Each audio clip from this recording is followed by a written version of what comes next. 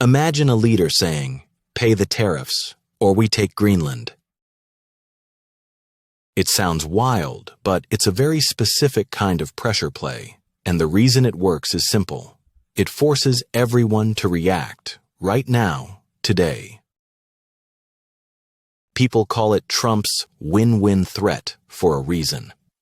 In his framing, either Europe eats the economic pain and explains it to voters at home with higher prices and louder complaints, or America walks away with a strategic prize in the Arctic and he sells it as strength. In this video, I'll break down what that line really means beneath the headline noise. I'll explain why Greenland suddenly matters so much, even to people who never think about the Arctic, and I'll show why tariffs are the perfect button to press, because they hit fast and they show up in politics. First, let's translate the headline into real life. This isn't a literal menu where Europe picks option A or option B. It's a posture designed to corner the other side and to make every no feel expensive. The logic is blunt. If you block what I want, I'll make it costly. Tariffs are the cost. Greenland is the prize. The threat is the bridge between them. That's the whole pressure equation, and it's built to sound simple, even when the details are messy. So why Greenland, of all places? Because in geopolitics, maps aren't decoration, they're power, and the Arctic is where geography quietly decides leverage. Start with security. Greenland sits in a critical Arctic corridor between North America and Europe, where surveillance and early warning coverage matters. If you control access there, you shape how the North Atlantic is watched and defended before a crisis even starts. Think radar coverage and early warning systems, the kind that tell you what's coming before you see it. Think air routes and submarine routes, and how quickly far away can become close. In a competitive world, those details become everything. Second, resources. Greenland is linked to minerals and long-term extraction potential, which attracts strategic attention. And in 2026, supply chains aren't just business, they're strategy, meaning who can get what becomes who can do what. Even if mining takes time, the leverage starts now, because influence starts long before production. Countries plan for shortages before they happen, and they compete to lock in partnerships early. That's how you stay ahead and avoid depending on rivals later. Third, geography and future shipping. As Arctic routes become more usable, influence up there becomes more valuable.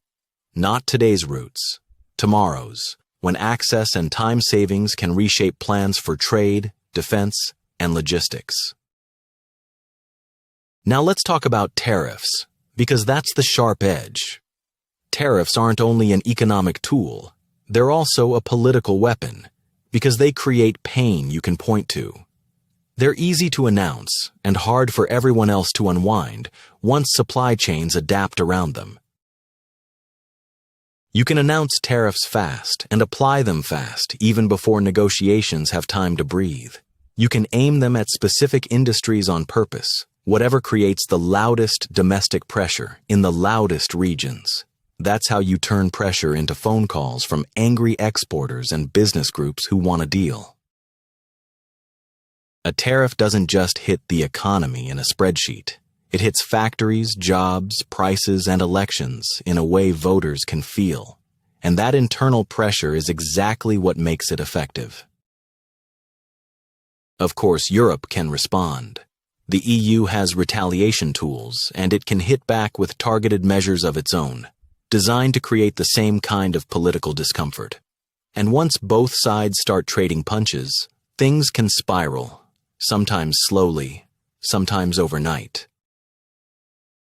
Maybe not into a full-blown trade war, but into a cycle of uncertainty that hurts companies on both sides and freezes decisions. And uncertainty is expensive, because nobody invests confidently when the rules might change next month. Here's the key point. Europe doesn't see this as just trade. Europe treats Greenland as sovereignty and territorial integrity, the kind of thing you don't barter away for a better tariff rate or a temporary pause. And sovereignty is not supposed to be negotiable, especially under pressure. Denmark is a U.S. ally, which makes the tone feel personal as well as strategic. Greenland is tied to the Kingdom of Denmark with its own autonomy and politics and its own public debate, sometimes heated. So the moment tariffs get linked to Greenland, the dispute turns explosive because it stops being economics and becomes principle. Because Europe hears something deeper than pay up. They hear, are we letting economic coercion mess with borders and rewarding threats with concessions? And that's a red line for a lot of governments because it sets a precedent. Now, reality check. Greenland isn't a chess piece you can simply move. There are laws, elections, public opinion, and international fallout. Plus the basic question, what do Greenlanders actually want? So why push this idea at all? Because the headline itself creates leverage, even if the final outcome is something softer, like access or cooperation. It signals toughness, grabs attention, and forces the conversation onto your terms. And that matters. That's where the win-win label comes from. If Europe gives anything, access, investment, coordination, Trump can say, I got results. If Europe refuses and tariffs hit, he can say, I stood strong, and point to the pain as proof. It's the political version of heads I win, tails you lose.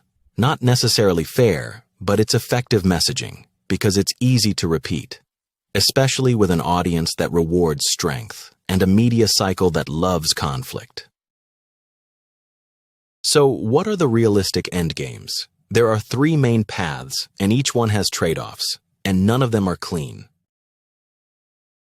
Endgame 1 is a face-saving deal, not a sovereignty transfer, more like expanded Arctic cooperation that can be sold as security, not concession, basing access, infrastructure investment, defense coordination, that kind of thing, where everybody claims victory and nobody admits blinking. In that scenario, Trump claims a strategic win, and he can say the U.S. increased its Arctic footprint. Europe claims territorial integrity stays intact and local autonomy is respected. Both sides call it security, and the temperature drops. Endgame 2 is tariffs land, Europe retaliates, and negotiations drag. You get lists, counterlists, exceptions, and back-channel bargaining where the real deal is shaped quietly. It becomes a grind, and patience becomes a weapon. And in the middle, normal businesses pay the bill.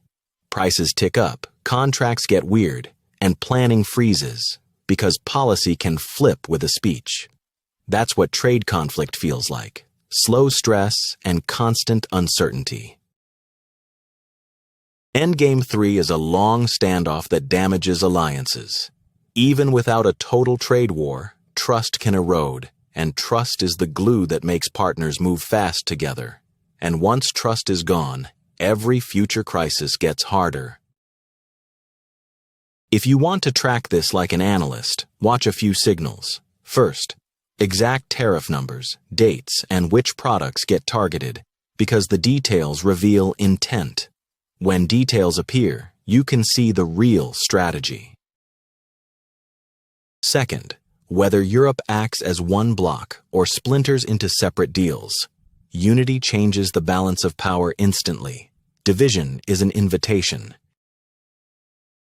Third, any new Arctic spending announcements, icebreakers, bases, surveillance, infrastructure, follow the money. Policy moves fastest when governments feel cornered. And finally, markets and business reaction. Sometimes markets end political games faster than diplomats do, because capital hates uncertainty and punishes delay. Because once uncertainty gets pricey, pressure flips direction. So is it literally Europe pays tariffs or America gets Greenland? No, real life is messier than a slogan. But as a pressure strategy, it's very real, and it's designed to feel inevitable. It's tariffs as leverage, Greenland as the headline objective, and win-win as the branding, a simple story that makes diplomacy feel like a scoreboard. And the deeper lesson is this: the more it becomes a sovereignty test, the harder compromise gets. Nobody wants to look like they got bullied, so positions harden. That's how standoffs turn sticky and dangerous. Hit the like button if this made the world feel a little clearer, and subscribe for more breakdowns that actually connect the dots. You're ahead of most people just by watching to the end. See you in the next video.